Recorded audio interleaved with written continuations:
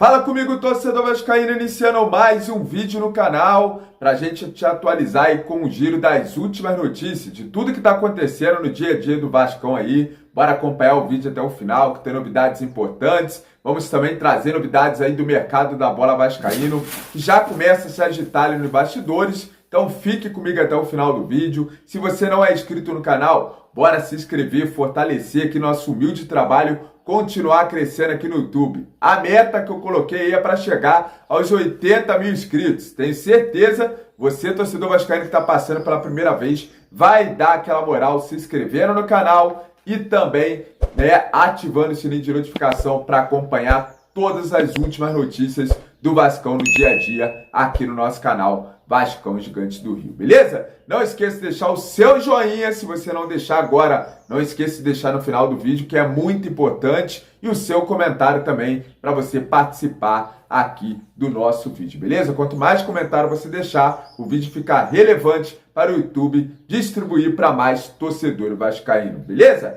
Então, galera, sem mais enrolação, bora pro vídeo, né? Vou falar aqui primeiro e vou trazer para a gente acompanhar o vídeo do Marcelo Santana, onde ele deu uma entrevista ali, né, falando, né, participou de um podcast, falando em relação ali a 777, ao Vasco, as contratações do Vasco, e ele detonou o contrato do Vasco com a 777 e detonou aí a empresa 71 que estava dentro do Vasco. Bora acompanhar, vou deixar esse vídeo aí pra gente acompanhar junto. Uma pergunta que eu queria te fazer, justamente com todo um panorama que a gente tem do Vasco, isso a gente fala tanto de... Não tem como não tocar no assunto da SAF, a 777, que eu acho que foi foi péssima pro Vasco. Uma decepção. Ela eu posso falar porque eu li os contratos. Perfeito. Eu vi os descumprimentos de contratos que foram feitos.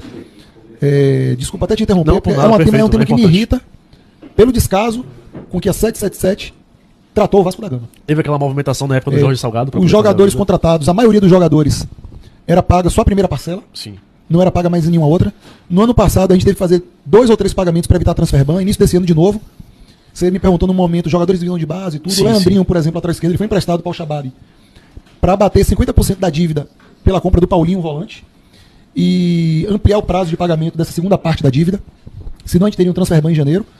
Eu falando como Vasco naquele momento. Teve outros jogadores que a gente teve que fazer renegociações. Empresários não eram pagos as comissões. Isso gera uma dificuldade extrema de você abordar o cara para trazer um atleta dele. Jogadores com luvas atrasadas. Então, assim, se é o melhor caminho ter ido pela via judicial, se não é, aí eu deixo para a presidência do Vasco opinar, para o departamento jurídico, que é competente também, opinar e conduzir essa situação. Mas como alguém que teve dentro do Vasco, eu digo que o trabalho desenvolvido foi muito ruim. Foi muito ruim. Pelo aspecto econômico. Certo. O prejuízo que a 777 deixou ao Vasco, economicamente falando, foi absurdo. E é com esse panorama que eu venho te fazer essa pergunta. Como que você avalia a presidência do Pedrinho até então? Porque ele, de fato, parte de um princípio de um incômodo genuíno como torcedor. Ele era... É uma coisa muito curiosa, né? Na época, pelo menos, uma opinião particular, um dos melhores comentaristas em atividade naquele momento. Achava ele muito pertinente. Ele decide, partir de um claro incômodo, assumir a presidência do Vasco. E com todo esse panorama... Ainda assim, o Vasco esse ano consegue, teve uma melhora depois do Diniz, né? Consegue novamente bater uma semifinal de Copa do Brasil, mas já aconteceu ano passado, como você bem pontuou. Então, com todas essas questões, como você enxerga a presidência, o mandato Pedrinho hoje no Vasco? Pedrinho é uma pessoa apaixonada pelo Vasco, um cara de ótimo caráter, fácil de lidar, sofre absurdamente com as dificuldades que o Vasco passa. Eu não vou nem dizer que ele sofre dobrado como presidente, como torcedor, ele sofre mais do que dobrado. O Pedrinho, na sua vida pessoal, ele já teve, e ele trata disso também com os jogadores, e tudo isso na época que teve na imprensa, quadro de depressão na sua vida. Sim, abertamente. Então, assim, ele tem uma superação como ser humano que tem que ser valorizada, Agora, tem as dificuldades naturais de quem ocupa a cadeira da presidência. Em alguns momentos eu dizia a ele, em particular, às vezes eu dizia em reunião de diretoria ou no particular, presidente, sei muitas dores que você passa, porque eu vivi isso. Então, assim, pode ser duro, às vezes, alguns comentários que eu te faço no privado, mas são comentários para que você se proteja em alguns momentos. Porque o seu cargo, ele é solitário. Muitas vezes você vai ter muita gente no seu lado, todo mundo te paparicando, todo mundo querendo te influenciar, mas você vai se sentir sozinho. Muitas vezes essa tomada de decisão é uma tomada de decisão solitária, te distancia de pessoas que você gosta, porque você toma medidas que às vezes contraria o pensamento de um, o interesse de outro. Então, isso te distancia de pessoas, às vezes na sua vida pessoal, as decisões que você toma administrativamente, mas galera, o Marcelo Santana ali detonando aí a 7-1, né? Empresa aí que praticamente quase fechou as portas do Vasco, né? E pior de tudo, né? As pessoas que passaram o Vasco de papel passado para essa empresa entrada do Vasco, até agora nada aconteceu com elas, né? Falaram aí que ia ter uma investigação, né? Que ia punir essas pessoas que passaram o Vasco de papel passado para a empresa 7-1. Até hoje não aconteceu, né? A gente nem sabe em relação que estava nesse contrato da 7-1 com o Vasco, né, galera? Agora vamos trazer aqui o Jorge Nicola, galera. Falou ali sobre a respeito da informação que saiu aí, né, que o Luciano, atacante aí de São Paulo, né, foi oferecido para o Vasco, repercutiu. Eu trouxe até aqui o vídeo nos shorts, né, falando aí sobre o Luciano, né, que poderia pintar com a camisa do Vasco. E o Jorge Nicola trouxe essa seguinte informação para nós, torcedor vascaíno. Bora acompanhar. Bora mudar de assunto e falar sobre o São Paulo. Durante o final de semana surgiu a notícia de que o Vasco quer contratar Luciano para 2026. Conversei antes de gravar esse vídeo com o presidente do São Paulo, Júlio Casares, para perguntar se existiu alguma sondagem, proposta e se o tricolor tem a intenção de se desfazer do Luciano. A resposta do Júlio Casares, abre aspas, não teve nada, isso é balela. A informação que surgiu é de que o Fernando Diniz pediu a contratação do Luciano. Ele entende que o atacante de 32 anos de idade seria um enorme acréscimo para o Vasco, mas não senti nenhuma disposição do São Paulo em negociar o Luciano, a menos que seja por uma condição financeira extremamente interessante. E a notícia que surgiu é de que o Vasco pensaria em contratá-lo sem gastar muito dinheiro. Diante desse cenário, dá para imaginar que a chance de negociação é praticamente zero. Multa rescisória para clubes do exterior no vínculo do Luciano é de 40 milhões de euros. No futebol nacional, ela gira na casa dos 120 milhões. Importante registrar que o Luciano ganha 600 mil reais por mês.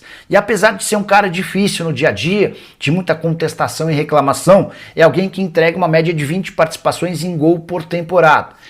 Até pelo fato de ter um salário relativamente baixo no mundo do futebol, São Paulo vai engolindo o Luciano e deve mantê-lo para a próxima temporada, apesar dos gols perdidos nos jogos de ida e volta contra a LDU, o que acabou causando a eliminação do time nas quartas de final da Libertadores. Temporada atual do Luciano, de 47 jogos, 13 gols e 6 assistências. Ele é uma das peças importantes para tentar fazer com que o São Paulo, via Campeonato Brasileiro, garanta a classificação para a Libertadores da próxima temporada. Então, galera, descarta completamente aí a vinda do Luciano. O Luciano não vem jogar no Vasco. E segundo a informação do Jorge Nicola, o jogador está completamente descartado, né, de sair do São Paulo no momento. Vamos aguardar, né, os próximos dias, os próximos meses aí se vai acontecer alguma movimentação. Mas na minha opinião, eu acho um jogador bem fraquinho ali. É um jogador que causa tumulto, né? Disse ali que ele causa muito tumulto, racha no elenco. Então, para mim, não seria um bom reforço o Luciano para o Vasco. Quero saber a opinião de vocês,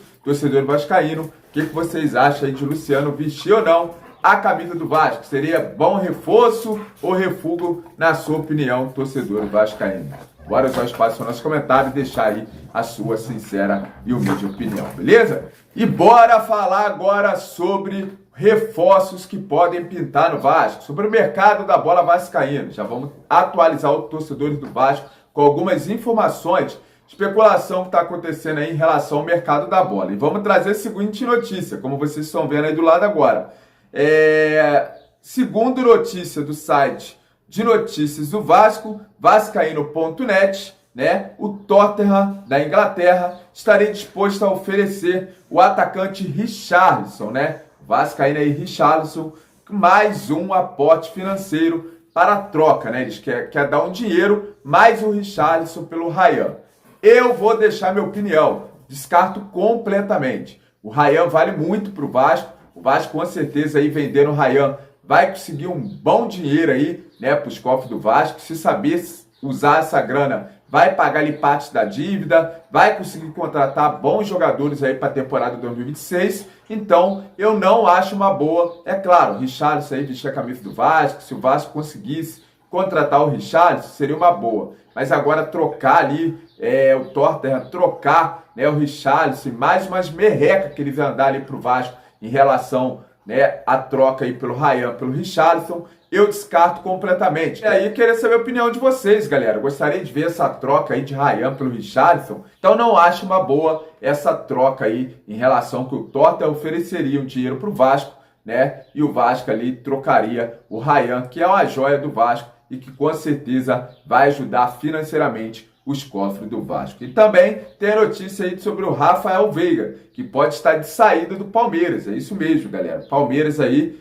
né, podendo perder o Rafael Veiga em 2026. O jogador busca novos ares e não pretende continuar com a camisa do Verdão para a temporada de 2026. Eu acho que esse jogador sim, né, caberia ali com a camisa do Vasco. O Rafael Veiga aí, né, teve bons números aí na temporada passada, né, com a camisa do Palmeiras. Esse ano não é um jogador que evoluiu muito, né? O Rafael Veiga perdeu bastante espaço aí, né, na titularidade. Hoje o Rafael Veiga não é titular absoluto do Palmeiras, mas poderia ser sim um bom reforço, chegaria ali para disputar a vaga nesse meio de campo do Vasco. Queria saber a opinião da galera, o que acha aí de Veiga vestir a camisa do Vasco, seria um bom reforço para a temporada 2026? E aí, galera, o que vocês acham aí do Rafael Veiga vestir a camisa do Vasco? Esse sim, na minha opinião, seria um bom reforço, né, para essa briga ali no meio de campo do Vasco da Gama. Quero saber a opinião de vocês no comentário desse vídeo, beleza?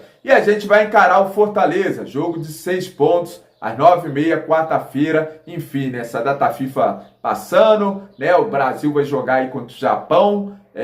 Paulo Henrique, galera, vai ser titular. Provavelmente a informação que está saindo é que o PH treinou entre os titulares da seleção brasileira e pode estar aí ganhando a oportunidade de ser titular, né? A gente vai ver aí o PH vestindo a camisa titular da seleção brasileira contra o Japão. O Puma Rodrigues já jogou, venceu a partida. O Puma Rodrigues parece que jogou toda a partida ali, né, do Uruguai, né, se destacando bastante. O Puma também vai voltar. O Vasco está tentando trazer os dois jogadores, tá? Os dois jogadores para esse jogo importantíssimo que o Vasco tem ali contra o Fortaleza, né? Então, o Puma e o PH devem estar à disposição do treinador Fernando Diniz, até porque aquele Paulinho, né, o moleque se machucou, cara. Se machucou o Paulinho nos treinamentos aí, infelizmente se machucou ali, rompeu o ligamento, vai ter que passar por cirurgia. Que azar que teve, né? Logo agora que ele poderia ganhar uma oportunidade como titular. E o moleque é bom, hein?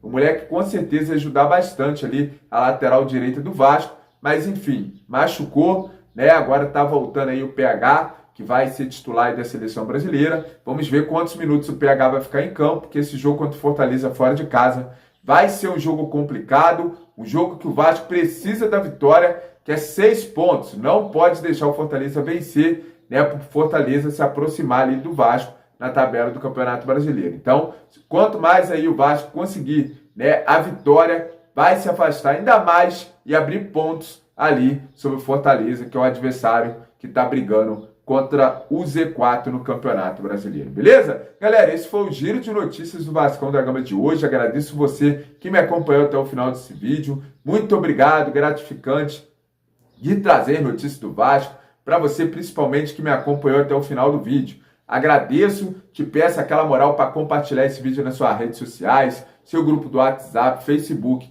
para dar aquela fortalecida para esse vídeo chegar a mais torcedores vascaínos. Valeu? Fique com Deus, ótima semana, abençoada e até o próximo vídeo do nosso canal Vascão Gigante do Rio, sempre te atualizando com as últimas notícias do nosso Vascão da Gama. Valeu, galera! Ó, não deixou seu like? Bora deixar seu joinha aí, que chegou a hora de você fortalecer o nosso trabalho. Tamo junto e até o próximo vídeo. Valeu!